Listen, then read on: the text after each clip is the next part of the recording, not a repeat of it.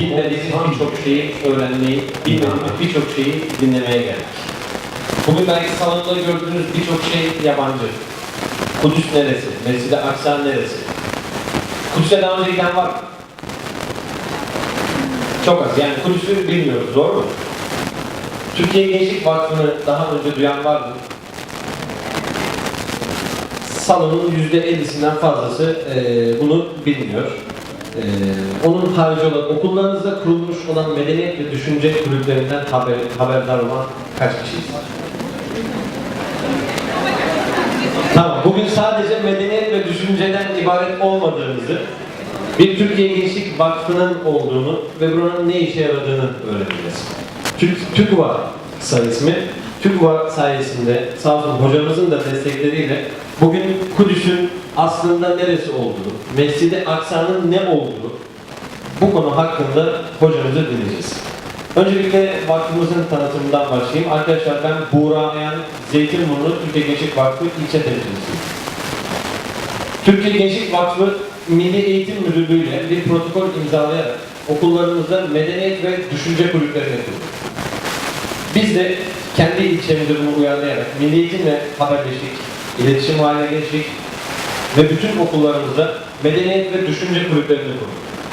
Milli Eğitim Müdürlüğümüz, okul müdürlerimiz üzerinden kendileri kulüplerimizin başına hocalarımızı görevlendirdiler ve biz ikinci dönem itibariyle çalışmalarımıza başladık. Çalışmalarımızda amaçladığımız birçok şey var. Tabii bunları yoğun ders saatleri veya kendi yaşantımız, bunların hepsini harmanlayarak hani bilinç dedik ya, o bilinci nasıl kazanırız, daha çok ne yaparız, bunlarla alakalı çalışmalar yapmak için biz kollarımızı sıvadık, okullarımıza giriş yaptık. 2 dakikalık bir tanıtım videomuz var. Onu izledikten sonra kafanızda birkaç bir şey daha net olarak oluşacak. Benden daha güzel muhakkak hitap edecektir sizlere. 2 dakika izninizle onları izleyelim, devam edelim. Kudüs hep bereketle anılır. Gençliğimiz bereketlensin inşallah. Özellikle kardeşimizin birkaç başlığa değindiği dikkatimi çekti. O başlıklardan ben de başlamak istiyorum konuşmaya. Kudüs'le ilgili hangi başlığı açarsak açalım en az 3-5 saat, buna emin olun abartmadan söylüyorum, 3-5 saat konuşmak gerekir, münakaşa etmek. Münazara etmek değil, münazara etmek için dinler lazım ümmete. Öylesine büyük bir değeri maalesef ihmal etmişiz. İhmal edilmiş bize. İslam dünyasından küçük bir fotoğraf atlayalım. Afganistan perişan, Somali perişan, Sudan perişan, Hindistan Müslümanları zorda, Bangladeş'tekiler çok problemli bir vaziyette. Mısır'ı görüyoruz, biliyoruz.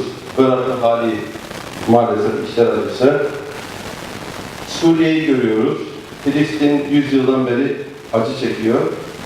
Yani yollarımız tıkanmış gibi, önümüz karanlık gibi. İsra neden Kudüs'e yapıldı? Bu soruyla başlamak istiyorum. Allah Resulü Aleyhisselatü Vesselam hüzün yılı, amcasını yitirdi, Hatice'sini yitirdi, koruyacak kimsesi kalmadı, sığınacak yeri yoktu. Taif'e gitti. Taif'te bir sığınacak yer olur mu diye. Akrabalarıydı Taif'tekiler. Belki tutunabilir gibi bir umut vardı. Taşlandı, Taif'te de tutunamamıştı. Taif'ten geri döndüğünde Mekke'ye girememişti. Ebu Kubeys Dağı'nın üzerine kadar gelmiş, orada da gözyaşları içerisinde "Ey Rabbim, gücümün zafiyetini sana şikayet ediyorum" diye başladığı bir duası vardı gözyaşları içerisinde. Ve yanındaki Zeyd'i Mekke'ye göndermişti, şehrin içine. Müşriklerden eman istiyordu ki Mekke'ye girebilsin. Mekke'ye gidecek bir hal kalmamıştı. Şartlar uygun değildi. Üçüncü müşrik izin verdi. Üçüncü müşriğin verdiği izinden sonra onun kefaletiyle oraya girebildi. Ve ilk yaptığı şey de tavaf etmekti. İsra hadisesi de tam hüzün yılına denk geldi. Yani yeryüzündeki bütün yollar, bütün gidişler, bütün bakışlar kapanınca Allah-u Teala evet kapandıysa Kudüs kapısı açıktır diye Allah-u Alem Kudüs'e götürdü. Acaba İslam ümmeti de bütün yollar, bütün yurtlar, bütün düşünceler ve zihniyetler kapanmışsa Kudüs bizim açık kapımız olabilir mi? İslam metninin tereddütsüz üzerine birleştiği belki ender noktalardan birisidir Kudüs. Akidevi olarak da, siyasi olarak da, içtimai ve sosyal olarak. Dolayısıyla İslam dünyasının şu anki kötü hali Bize Kudüs'ü hatırlatıyor ama sonraki ümmet hatırlamıyor. Bir sorun var. Kudüs mantığına, Kudüs ruhuna dönmek durumundayız. Evet, İsra Kudüs'eydi. İsra ile birlikte biz Miraç'ı da analım ve konunun detaylarına girmek istiyorum. Yani kapanmayan kapımızda bizim Kudüs. Her yönüyle. Miraç ise bir yükselişiydi. İsra gece yürüyüşüydü, Miraç yükseliş. İsra'nın başlangıç ve sonuç itibariyle mekan isimleriyle belirtilen ifadeler Kur'an İsra Suresi 1. ayette Minel Mescid-i Haram, Mescid-i Haram'dan nereye kadar? Mescid-i Aksa'ya kadar bir gece yürüyüşüydü. Başı da belli, sonu da belli.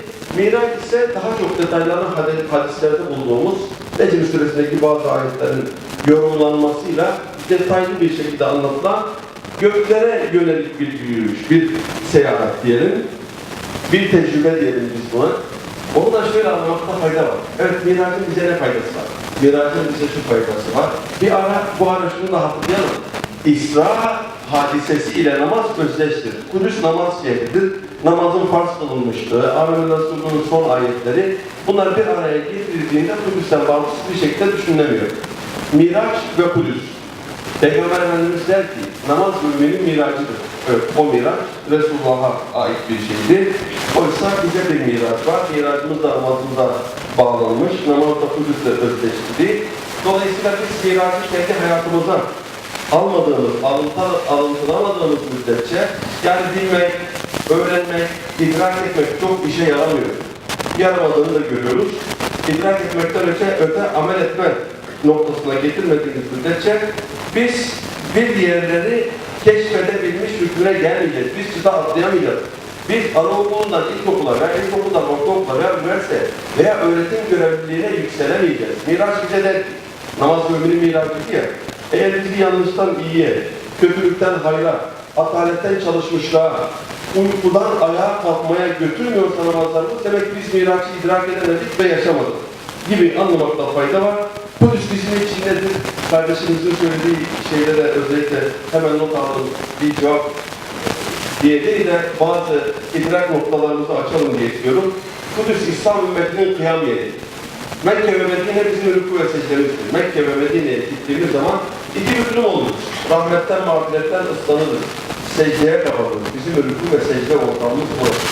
Kudüs ise bizim kıyam yerimizdir. Kudüs bizim gardımızı almak zorunda olduğumuz yerdir. Kudüs'e gittiğimizde Mekke ve Medine'den farklı olmak kaydıyla nasıl ki Mekke ve Medine'de iki büklüm oluyoruz, nasıl ki tövbe istiğfar edildiğimizden düşünüyorsa Kudüs'e gittiğimizde daha uyanık olmamız gerektiğini, daha fazla kıyam halinde olmamız gerektiğini, daha çok çalışmamız gerektiğini, ufkumuzun artık yerelden evrensele dönüştüğünü görmüş oluyoruz. Yani Kudüs bizim içindedir. Evet, kıyamımız olmakla birlikte namazdaki kıyam hali, dimdik durma, kıyam hali olmakla birlikte Kudüs bize sadece bir imtihan yeri değildir. Yani Allah'tan çıkacak mıyız, çıkmayacak mıyız şeklinde imtihana tabi tutacak şekilde düşünmek yanlış ve eksiklik olur. Kudüs bize ilahi bir ikramdır aynı zamanda. Evet, imtihandır ve de ikramdır. İkram şu açıdan, Kudüs gibi değerli bir yer, Hristiyanlığın ve Yahudiliğin ezelden ve kıyamete kadar en kutsal şehri ise, ki dünya çapında Hristiyanlığı ve Yahudiliğin ne kadar ön planlarda olduğunu şu anda görüyoruz, biliyoruz. Egemen güç mesela şu an itibariyle Hristiyanlardır. Ekonomik ve lobileri itibariyle Yahudilerdir. Biz Müslümanların ilahi ikram dedik ya, Kudüs'ü alabilme noktası yapmamız lazım. İlahi bir ikramdır ki Rabbimiz acaba sınırlen şu bize ifade ediyor olabilir mi? İkaz olarak bize söyleniyor olabilir mi? Ey Müslüman, ey ümmet, buyursa ilimde, bilimde, teknolojide, ekonomide, silah sanayide en üst seviyede olmadığı bu Kudüs'ü kaybedersin. Acaba bu mesaj veriyor olabilir mi? Çünkü Yahudi'nin Hristiyanlığında en kutsal şehriydi. Bizim medeniyetimizden söz etti kardeşimiz, evet bizim medeniyetimiz. Biz çok içeriye kapanık bir hale getirilmişiz. Öyle bir kapatılmışız ki kendi kabuğumuzdan da daha alt kabuklara dürüldürülmüş, gözlerimizi kapatmışlar, karanlık odalarda bir de güneş gözlüğü takmışlar bizlere. Bizim medeniyetimiz öyle bir medeniyettir ki, İslam medeniyetini kastediyorum, son halkası Osmanlı medeniyeti tabii ki, beylikler, devletler, imparatorluklar kuruluyor ve bakıyor. Ama buradan her bir siyasi yapı medeniyet temsil edemiyor veya medeniyet oluşturamıyor. Dünya tarihine bakalım, medeniyet kurabilmiş olanlar çok azdır. Yani şöyle desek, şuna uyar herhalde, devlet kurmak kolay, medeniyet kurmak zordur.